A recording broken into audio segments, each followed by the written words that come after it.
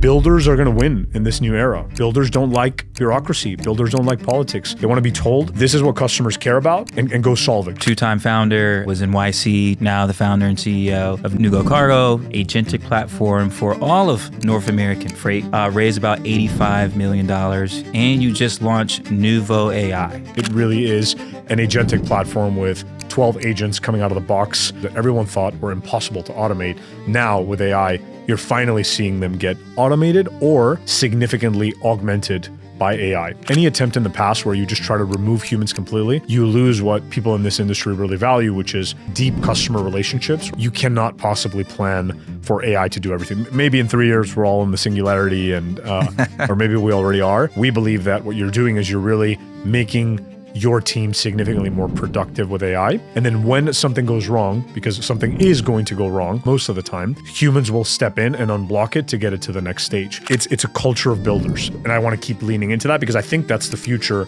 of great companies in the age of AI. Deepak, thank you for being on the pod. Super happy to have you today.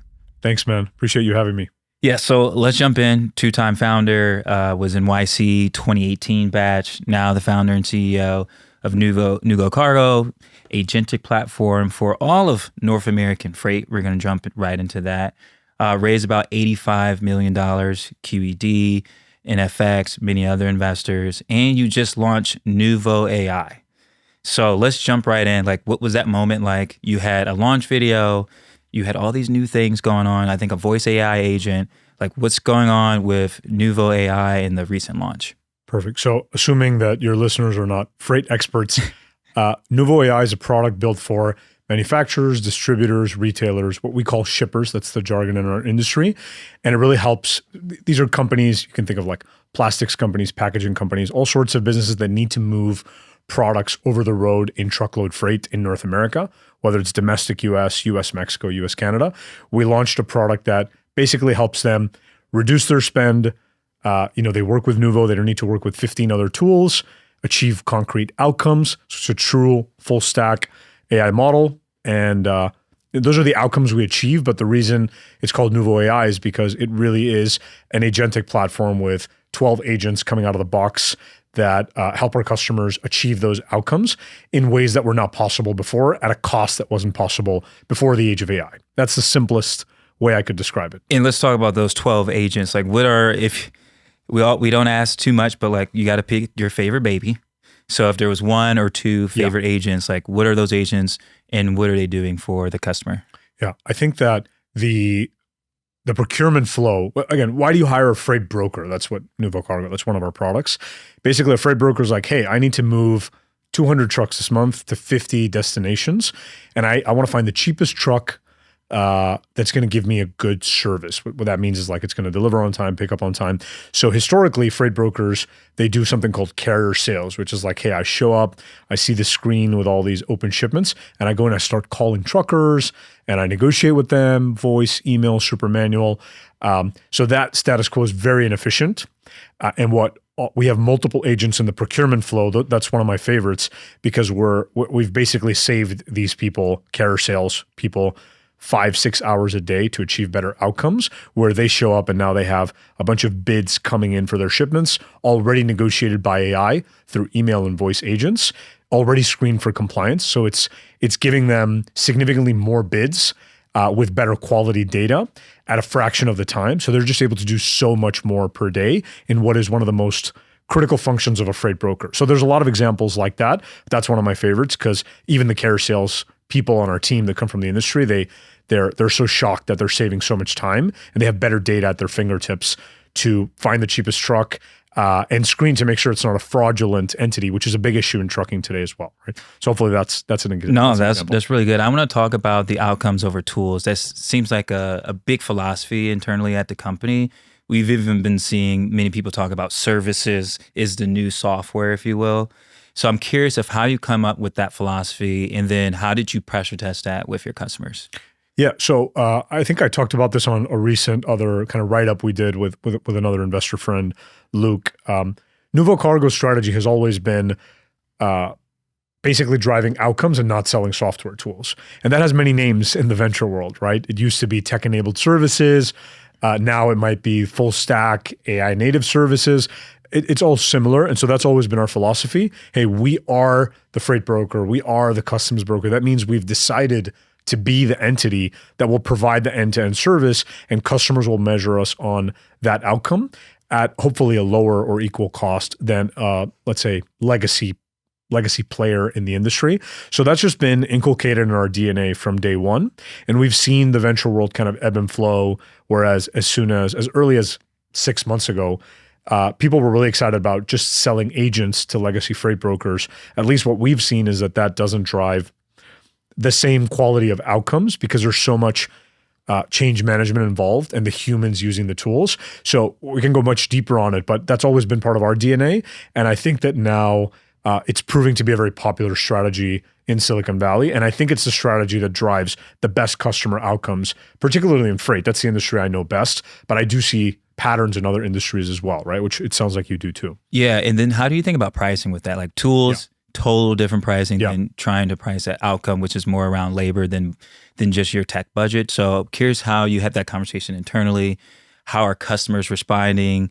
Maybe you don't have to talk about the revenue increase at Nuvo since Nuvo AI, but like, has that been a pretty positive impact? Yeah. So first of all, to answer your question on pricing model, the cool thing about being a full stack player is there shouldn't be too much craziness around how you price it, because at the end of the day, you're showing up to the customer and you're offering something comparable in price to the legacy provider. And in theory, you're going to drive better outcomes and you're going to make more money because your cost structure is significantly more lean thanks to AI and automation, right? And it's getting better as these AI models get better, as the cost to use AI in different workflows is going down.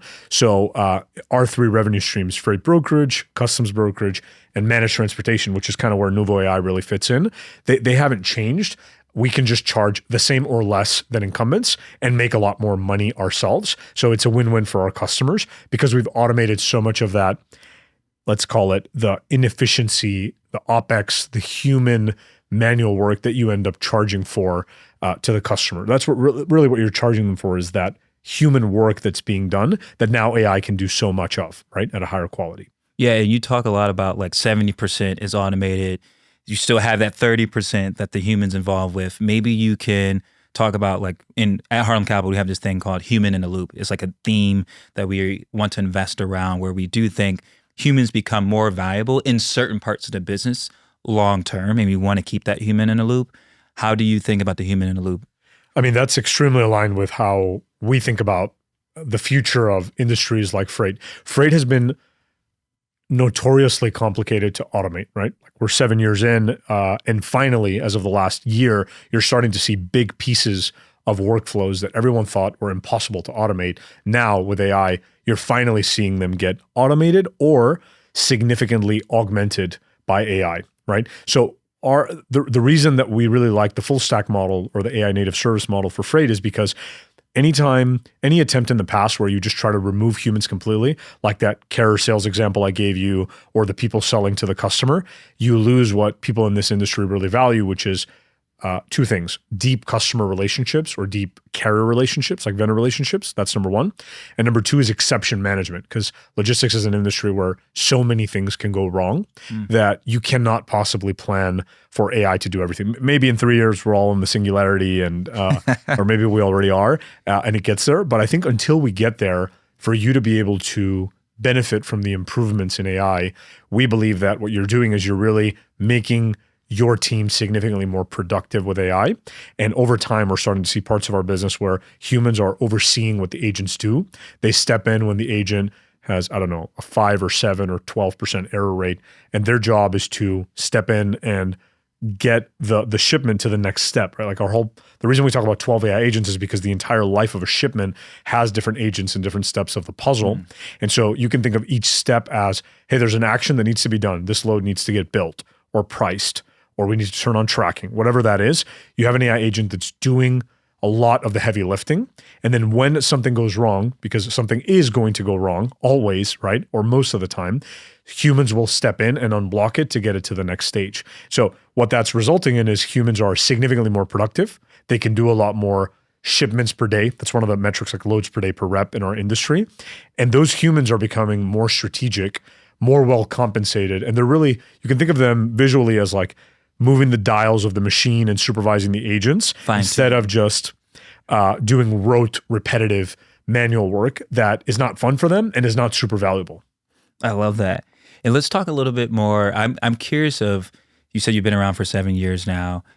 What has changed from pre-AI to AI? And then I guess how do you push your team to adopt AI internally to be almost AI native so that when they are building these 12 agents and potentially hundreds of agents over the next few years, they're building it from the right, like kind of like first principles?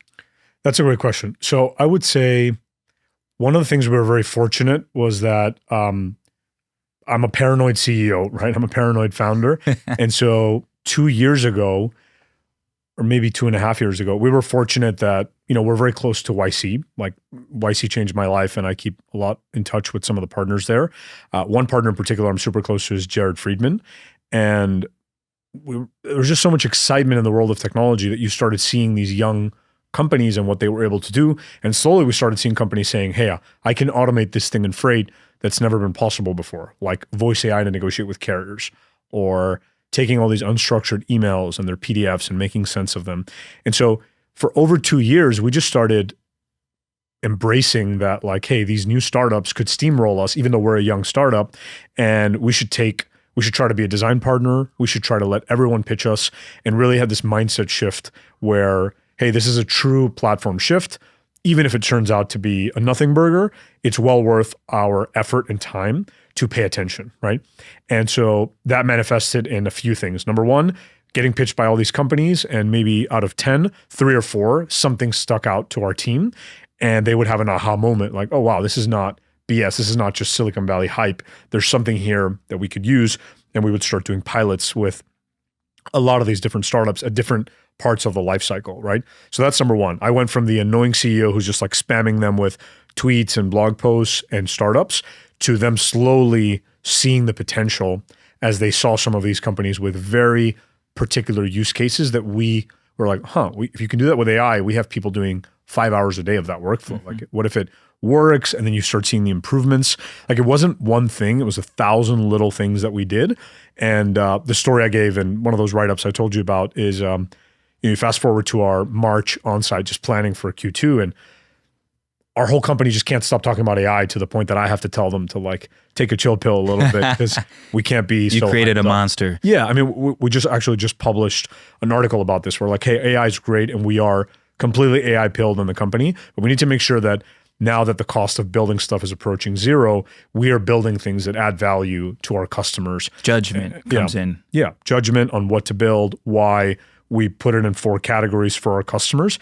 And those 12 agents we talked about, that's just in the product itself. But really the transformative thing is the amount of agents that are being used and the amount of AI coding tools from our R&D team. That's what's enabling this velocity. And now it's being spread across all these functions where non-technical people in Nuvo are shipping changes to the code base, and everyone's so empowered that it's wild. We're hitting our Claude limits all the time. So I don't have to do anything anymore. People are extremely AI pilled in the company, but it did start as kind of like pushing a boulder uphill until people saw legitimacy, use cases that really worked. And then something really tipped in November with Opus 4.6. Mm-hmm. That is hard to describe on a podcast where everyone just sounds like it's a breakthrough. Yeah, everyone just sounds kind of crazy inside our company, but it's exciting, right? Yeah, and then how do you? In my head, I want to also talk about like other places that you changed in the business. You started to make some of your first acquisitions. Yeah, and you were telling me offline that you made a handful of acquisitions. I'm curious how those have been important to you, and then how do you think about acquisitions going forward, and how does that relate to AI? Yeah. So, look, my first job was in M&A. I have private equity experience. My CFO has that similar experience. Freight is an industry where a lot of the big winners have grown through both organic and inorganic growth, right? It's a cyclical industry. So the interesting thing about cyclical industries is there are times like the last 3 years, the deep freight recession. I don't expect you to know what that is, but just like a very deep, haven't heard that one, industry specific recession, because it's very supply and demand driven. So I can talk about that if you want, but long story short, it's an industry where there's a lot of inherent cyclicality. And we were for 3 years in the part of the cycle where customers, even if they love your technology and your value prop, they're just trying to have less transportation providers instead of more. So your sales and marketing efforts are much more inefficient than they would be. And the companies are struggling. So it creates this interesting recipe where you can buy companies at attractive prices that have long-standing customer relationships with healthy margins. And so we picked up on that. And still it took us 18 months to make our first acquisition of a freight broker, which was last year, a company called Merge Transportation. And like I said, our technology, our platform, Nuvo OS, we've been measuring ourselves on, do we structurally improve outcomes at a lower cost? So we've been measuring our P&L, what's called our cost to serve. And as we saw that number get significantly more efficient than these publicly traded players, we said we need more volume so we can get it organically, but we can also get it inorganically because we had a strong balance sheet and I had this M&A kind of deal-making inclination. So we started doing that. And we're looking to buy more, right? So if any of your listeners are running a freight broker and they're worried about AI, we have the solution for you. We're fast. So that is an integral part of our growth going forward, but it's not the only one, right? We do have a lot of organic growth efforts. And what happened with the Merge acquisition? Like, how did you evaluate that? Yep. And then what happens once you have bought it now? Like, how does that help you outside of just EBITDA and revenue? Like, how does that help you understand? Is it almost like what Thrive is doing and some of these other folks where they're rolling up companies and they're testing software inside of a SMB, if you will, that they own, and then they roll it out? Yeah, basically. So a lot of the premise of like the AI roll-up or the growth buyout strategy, and there's a lot of examples of this from prior years like Metropolis, and now more recently, a lot of these getting funded by some of the names that you mentioned. The way I see it is the premise is I'm going to make this business significantly more valuable with AI and software. But the thing that people don't like to say, at least in the venture world, is they're also employing a lot of the value creation levers of a private equity firm, which is, hey, if you buy a lot of small companies, they trade at a certain EBITDA multiple, you put them together into a bigger platform. So scale has a premium. That's number one, right? Mm-hmm. It's a little bit of financial engineering, but it does create real value in an industry that requires scale. And then the new part is, hey, if these companies are running at like a 10 or 15% EBITDA margin as a percentage of their net revenue, can you double, can you triple that? And that's what we've proven. We've proven that you can double or triple that relative to the industry standard. And it's only accelerating with how fast our team is building. So we're ready to add a lot more volume. And the folks that you're buying these businesses from, they don't have the budget or the expertise to go and like do their own AI transformation. The best thing they can do is try to adopt off-the-shelf tools. And what we've observed is even if you adopt off-the-shelf tools, you're not going to get a wholesome AI transformation because everyone's figuring it out on the go, and it requires a very holistic transformation. It's not just like buying a SaaS tool. It's really changing the way everyone works. It's understanding AI. It's knowing how to switch in and out these vendors. So there's a lot of value creation, improving the margins, and then also cross-selling more products to those customers. Like we have 3 products. A lot of freight brokers have 1. So we can go and expand and deepen the relationship with their customers too, right? And how much time do you spend with the Merge and eventually the like Merge 2, Merge 3, whatever those companies might be named? How much time do you spend with their management team, like learning the business? How much of that team kind of stays on? That might have been a 20 to 50 person company. So how do you manage that? Because you're now, I mean, you're merging, for lack of better words, 2 different sides of the same industry. You're merging in a new AI native, like fast moving break things, versus a potential mom and pop shop that might have hired family members, local people. So I'm curious of how those 2 blend. Great question. So I think this is one of the powers also of that full stack AI services model. And by the way, this is one of the critiques of the venture world of like 21, 22, where everyone funded tech-enabled services. The people who funded that will know what I'm talking about, which is they were very challenging in 21, 22 because you would end up building 2 cost structures. You would build the freight broker cost structure, and then you would have to hire a 100-person R&D team from Silicon Valley, which is very expensive. And then you would try to grow at venture rates, which is sometimes unnatural for a lot of these businesses, right? And you would do that by subsidizing margin. So you would have effectively 0% margins, but now you have 3x the cost structure because the Silicon Valley teams are more expensive, right? However, if you're doing a full stack model today in the age of AI, you do have to build both of these, but the AI teammates can be much more a lean team. It's better. They'll move faster, right? So I think our entire R&D team is 25 folks. And I can say very confidently, we've built more powerful technology applied with real results than companies spending $200 million a year in the public markets, right? So that's the power of, I think, a small team, like in startups in general, like the innovator's dilemma, but then applying that with these new AI coding tools, you can do so much more at a small scale. However, we did have the culture and the DNA of a freight broker. And what I'll say is that if you are very selective in who you buy, sometimes that culture can upgrade a lot of things, right? So Merge actually, they were in the U.S. market, we were in the cross-border market, so they taught us a lot about because they're the in U.S. right? market. They're in Chicago. Yeah, So, and these businesses, because sometimes they're solo margin and they're bootstrapped, the people have to do so much with such limited resources that they are hustlers. They're grinders. They work extremely hard and they've created their own little automations. So we learned a lot from them, and they, I think, will serve as the beacon of hope for the next target, because we hadn't proven it before of, hey, look at how well the Merge team is doing on our platform. And they come from a similar background to you. And so that becomes a repeatable playbook that compounds when you go for company 2, company 3, company 4. And hopefully they become your champions and your advocates, because they've said things to us like, this agent is saving me 5 hours a day, or this is incredible. This is something I couldn't do before. It would require 14 phone calls and 15 screens and all that stuff, right? And then how do you talk to venture investors and come and talk to them and say, hey, we're in this AI world, we're doing these things, but we're buying a company now, and it's not a startup. We're buying something that's a small business. Yeah. We're going to need XYZ type of capital. We're going to have to merge and do all these different things. How was that conversation? And then I guess how did you articulate the ROI to them? Yeah. So I would say that, like a lot of things I've learned in raising capital, you just have to make sure you're speaking to the right audience, right? I've learned this over 7 years. We've raised a lot. I've also helped raise capital for a lot of other founders and private equity stuff. And so my belief on this is you just have to not waste your time on the wrong audience, if that makes sense, right? So what I find today in Silicon Valley or globally, even like growth equity or venture capital, there's a kind of investor who really likes this strategy. And that number is increasing.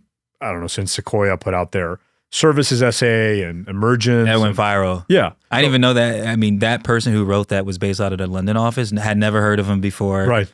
His phone is probably ringing off the hook right now. So you know this. Silicon Valley is magical because people latch on to these things, but there's also a lot of this kind of herd mindset, right? And so I would say that we've been in different parts of the cycle where being full stack services was completely sexy, like our first 3 years. Then the next 3 years, it was extremely unsexy.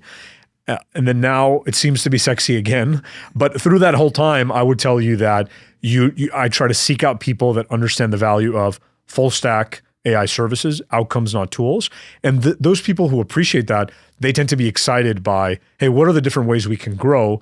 And we can look to the last generation of these tech-enabled freight companies that tried to grow unnaturally by subsidizing margin. And I think they're excited. Oh, you're telling me we can spend money, add cash flow. These are healthy relationships they have with their customers. And we can create all this value through margin expansion, scale, cross-selling. There is an audience for that, and that audience is growing. And so I try to speak with people who get that. And if they don't, then we just kind of say, it's fine. Like there's so many companies and so many investors, we don't have to fit, what's the saying? Fit a square peg in a round hole. Yeah. That's kind of my approach. Hammer for everything. Yeah, exactly. That's kind of my approach. And I do see a lot of folks excited about this strategy as they see some of these pure AI agent companies starting to falter or fear disruption from the LLMs.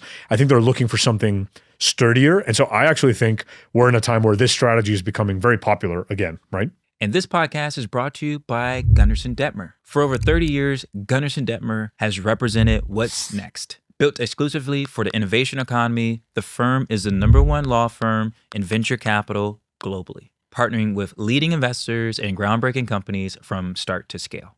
Learn more at gunder.com. There's no differentiation if everyone can use Claude Code or Cursor, et cetera, in the freight space. Like the differentiation potentially could come from running an actual business Exactly. in the space. And then you can have data that comes from working in that space. Then you can have economies of scale of buying more companies. So I'm curious if there's, because we haven't talked about it at all, was there a data play that was also underneath being able to scale revenue and just learn?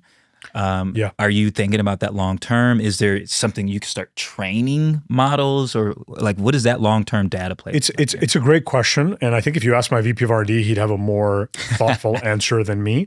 Here's what I'll tell you: when I run a lot of the demos for new customers still for Nuvo AI as a new product, so I try to keep it founder led as much as I can, and we're starting to move away from that a little bit more now. But if you look inside our platform, what's rare about Nuvo OS, it's not just the agents; it's actually this AI native TMS we built, the system of record that we built that's built to collaborate with agents and humans. Behind all of it is this event-driven architecture. And what that means is that every click, every task, every workflow, we have the metadata for it and we can study. Was this done by a human? Was this done by an AI agent? Was this done by one of the third parties that we integrate with that give us compliance data, identity data, intelligence on freight rates and pricing? And so I think that what we are uniquely creating is a very rare data set, extremely granular of what happens end to end in a truckload shipment, all the different types of truckloads in North America. And I do think that data is non-existent. And I do think it's very valuable. The more volume we put onto the platform, the agents get better at different edge cases and different steps. Oh, this is good for cross-border US-Mexico. This is how you do it for northbound shipments or for refrigerated shipments. This is how there's all these exceptions in trucking, which are so complicated. And I do think that the what we've set up inside Nuvo OS, the more volume we put on the platform, the smarter every single one of the agents gets, the more logic our R&D teams build to support all the different types of truckload shipments in North America. And it is really special because even if you speak with a startup doing agents for voice AI, for negotiating with carriers, that's such a small piece of the entire puzzle from purchase order to proof of delivery. And we have all of that queryable with very detailed events. And we can just do so much with that information to really have AI native execution of this $1 trillion market, right? That's awesome. I love that. Last question on this. How are you thinking about hiring, right? Like you said research a lot. And I think people don't even understand what research is. Even I feel like a lot of my friends who work at Anthropic or OpenAI, like those companies are set up much more different than a typical company. A typical company is like product, eng, sales. Yeah. And eng kind of leads a lot of things. Product helps out with eng, and then sales is kind of like just go sales afterwards. And maybe the CEO comes up with an idea. In this new future, like research folks who are like potentially PhDs and have done data science before, they come up with like breakthroughs that have never been done. Then they give it to engineers, and those folks apply it to product, and then we give it to GTM. So I'm curious of how you've been thinking about hiring and specifically around research in general. So that's a great question. So to be honest with you, we're not hiring like AI researchers, if that makes sense. But I love what you said about the process maybe to breakthroughs is very different now, right? So what do I mean by that? Let me answer the first part of your question. We're trying to replicate the success we saw in our R&D org everywhere now, every single, whether it's sales or marketing or HR or IT, just to make the org AI native. And what that means for us, it really starts with having people that are so deeply embedded in the new tools and are excited about every new release that comes out until they form an opinion of, okay, this is where things are going roughly, and this is what it means for this function that I'm involved with, right? And when I feel like there's two types of people right now. There's people that are resisting the change out of fear, and there's people that are deeply, deeply embracing that change. Out of opportunity, baby. Yeah, out of opportunity. So one example is Nick, my VP of R&D. I'll put him on the spot because he's incredible. He's been transformative to the company. He's saying the job of engineers has changed when they're no longer writing code. And everyone says that, but we're actually living it where we transformed our entire product development process, and engineers really, they're not writing much code anymore. They have to be more thoughtful about what they're building, how and why, and they have to be good at training the system, the skills, the MD files for how do we do tests? How do we make sure that this PR is reviewed properly with sub-agents? There's all these things that have been built. And that was a transformation where they started with skeptical, learning the tools, being overwhelmed, I can't keep up with the pace, ingesting enough, drinking from the fire hose, and then starting to make thoughtful decisions about this is what AI native product development or sales and marketing or IT looks like in the future. And then they start making changes, which sometimes are them building tools themselves. Other times it's finding the best AI native vendor to use in this particular instance because it's better from a cost benefit standpoint. And then our designers, our product leaders, like these are folks that have been so seeped in our business that they're starting to do something similar with our product. Like, hey, this is how I think procurement and freight is going to change in the age of AI. And their opinion we take seriously because they've spent so much time deep in the business and using these new tools, right? So I think the future is more people like that. I think Keith Roboy said this on a podcast recently, where more people have to think like CEOs, where you're no longer going to get by because you're good at like doing a thing. You have to think more in systems. So whether you're the carrier rep thinking about the dials for pricing and margin, or you're the designer thinking about the design system so we don't have to like repetitively design the same parts of our platform and the UI, you always have to elevate yourself and think, okay, I get the business, I get what we're trying to do very deeply, strategically, and I understand what the new technology can do. What does that combination do for the future of this function and my work? And how can I be on the bleeding edge? And almost always it results in a culture with a lot more builders and basically no peer managers. We have 0 peer managers. Wow. It's just people that are building stuff and then very strong player coaches so they can teach what they've learned to people who are working with them closely, right? Yeah, I was a few weeks back, I was in SF at Anthropic with a buddy of mine, and he mentioned that like we don't really have that many meetings anymore. Someone says they have an idea, they have a realization, and then we just say, send me a PR. Like right. just like push it, think about it. Yeah. And then he mentioned that it's just so much more low stakes in terms of like who can build what, who can push what, and it gives people more autonomy. It gives them just like wind in their sails to be a part of something larger and bigger. And when they come up with those ideas, they could potentially, like for example, at Claude, like no one knew that Boris was going to be the person that built Claude. He was just building ideas. Now he has built potentially like the greatest software creator of all time, which is not human. And so that's just so awesome to hear. I want to pivot a little bit to something that we were talking about offline that you don't talk about much. We won't go too deep, but I think it's really important. And it's like you are a prolific, my opinion, these are my words, you're a prolific angel investor. You're in Ramp, you're in Rain. Charles is actually going to be on the pod pretty soon. Oh, nice. You're in Gumloop, you're in dozens of other companies. Technically, you could just retire from being an angel investor in many of these companies. What makes you want to angel invest in other folks' companies? And then I want to dig deeper of what do you learn once you angel invest? Yeah. So thank you for the kind words. This is something I told you, kudos to you, because I get asked a lot of the same questions. A lot of these are new, and this I've never really talked about. I think that there's some trope, like, I don't know, it's Harry Stebbings or some of these other people were like, oh, founders, angel investing, they're not focused or whatever.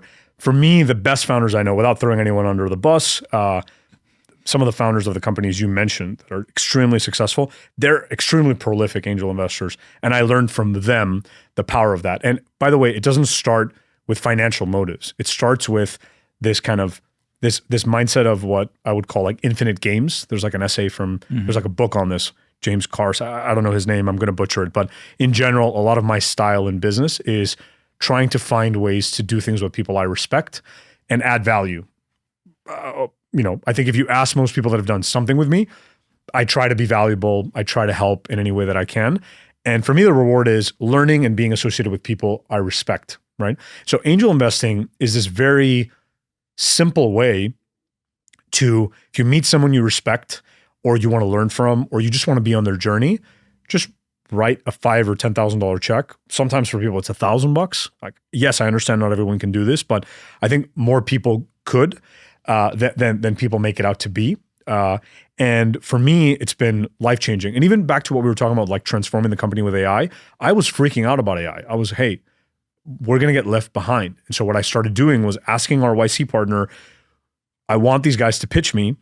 And if you think the company's good, I'm going to try to get on the cap table. I'm going to try to read their updates, and I'm going to try to learn, because they're at the bleeding edge. And there's a lot of podcasts and blogs, but I think the investor updates are the closest I could get to being on the bleeding edge of some of these companies, right? What are they doing? What are they learning? What are their, like, what's working with customers in their industry that we could apply in freight?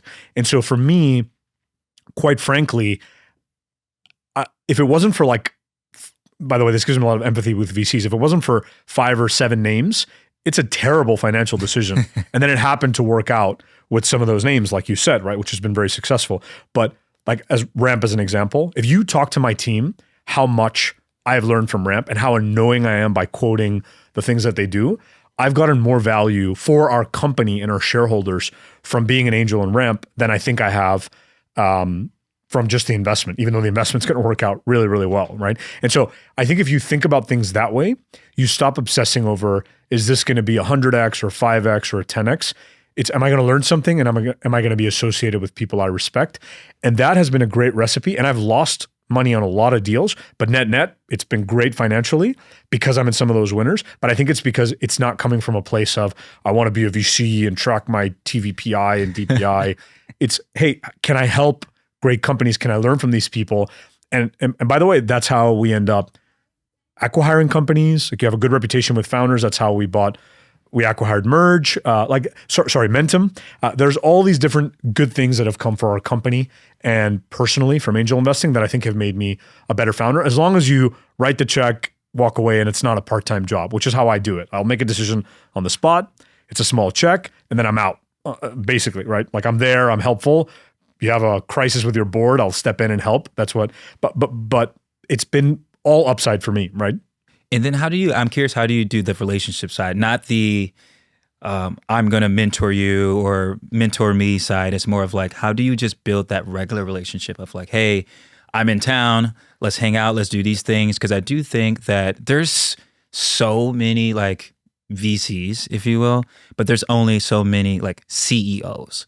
And so being able to be around other CEOs who actually can know exactly what you're going through is hard. And then if some of those CEOs are actually ahead of you and you want to learn from them. So I'm curious about that process, because I talk to a lot of our founders. I say, if you want to raise a big Series B, you need to hang around people who have raised a Series B. If you want to raise a C or whatever, you want to be that strong, you need to be around people who have been that strong. And they don't need to just give you the playbook, but you just need to think similar to them. Just rock with them, go out, hang out, go to their office, just learn from those people. So I'm curious of how that experience has been for you. I agree with you 100%, right? Like, even for me, by accident, I'm on the cap table with all the best VCs you could think of. Sequoia, Benchmark, Founders Fund, every name you can think of. There's a CEO I've invested in that I can call and ask them, what are they thinking about? What's happening in the world? What was the investment process like? That's a huge value add for our shareholders that came at the expense of me gambling my money, right? As an example, right? And the other thing I would say is founders and CEOs, I think, are this very unique breed where we all know we're so busy that the interactions can be so efficient and it's valuable for everyone, right? So you mentioned, like, how do I stand out? I've realized that, hey, I'm reading the investor updates because I wanted to learn.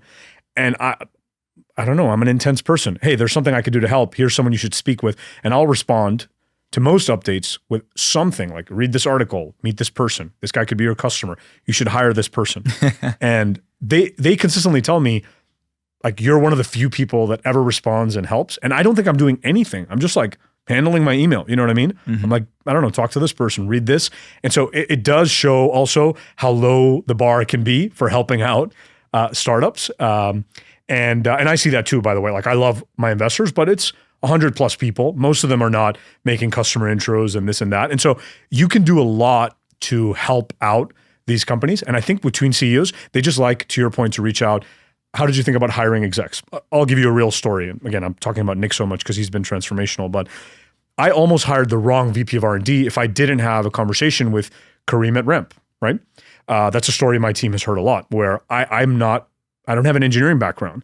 And I felt like I had made some bad decisions in the past, and hearing the kinds of companies he was hiring from and hearing how he screens these people and how you can back channel. Like that helped me have a much higher bar than I could have on my own. And that came from angel investing and meeting founders and having this like very loose but powerful link where, hey, I'm on your cap table, you're on mine, let's help each other out. So it's been incredibly helpful. And I think between CEOs, because you're dealing with so many shared challenges, you can build very deep bonds very quickly with very little touch points. And on that point with Kareem, what was, or it doesn't have to be him per se, but what was the like most important piece of information that you think you've gotten when you're hiring or the most impactful for the business from angel investing or just hanging out with the right CEOs? I mean, that's probably the biggest example, right? Because I felt like I was going to make a bad hire. I got the best exec headhunter. By the way, they're great. Riviera Partners, shout out to them. Incredible. I felt like I did all the things. And even towards the end, Kareem was one person who I felt, even within the world of Silicon Valley, where everyone talks about being great and top 1%ers, I think most people would agree he's truly like top 1% in product and engineering and building fast. And he was able to save me from really bad advice from other people that you would think would give good advice, right? And so that's an example. But I've gotten many others. I've had trying to think of what's another one. Florian from Loft, so like a Brazilian real estate unicorn, has become a really good friend and mentor. Really good. People just give you good advice, whether it's on hiring or fundraising or running your exec team. You can just learn so much from people that are 2 steps ahead of you, not 200 steps ahead of you, right? And I want to end on this point around leadership. Basically, what I'm hearing from you is that you're learning unique ways to like think about leadership. Yeah. And then you're incorporating that into the DNA of your company. Yeah. I'm curious, like, what's the type of mission and culture you're building internally? How does that change with AI? And how do you nurture and grow people internally? That's a great question. So look, we want to be the absolute best partner for these hundreds of thousands of companies in North America to help them with this problem, which should never have been their main focus, moving freight. Like they make a great product, they want to get it in the hands of their customers, and they want to run a good business.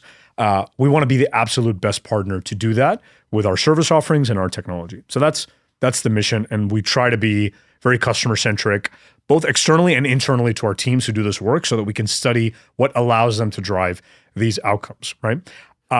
Stylistically, I like, because of going through YC, like I like this simplicity of talk to your users and build product. And I think that cultures that get very bureaucratic and full of meetings, like you talked about, are worse at that. So I think that what AI has really enabled, to answer your question, is builders are going to win in this new era, right? And so builders don't like bureaucracy. Builders don't like politics. Builders want to build things. They want to be told, this is what customers care about. Go figure it out. Use the new technology. Understand the value you're adding to customers in a very concrete way, and go solve it. Go build a solution that is going to be impactful. Not building for building's sake. It has to be tied to something that's going to create value for our customers and our business. And we have deleted so many meetings. It's a company of builders. Like that's what I would describe. And like I told you, we have non-technical people shipping changes to production. We have marketing folks rebuilding SaaS tools we used to pay for, stuff that I never would have anticipated 6 to 12 months ago. It's a culture of builders, and I want to keep leaning into that because I think that's the future of great companies in the age of AI. Right? That is awesome. I think that's a great place to end. Deepak, once again, thank you for coming on. We're gonna have to have you come back on when you release Nuvo AI 2.0. Yeah, for sure. Thank you so much for having me. Your podcast is awesome. You're great, and I appreciate the compliment of you having me on. Thank you.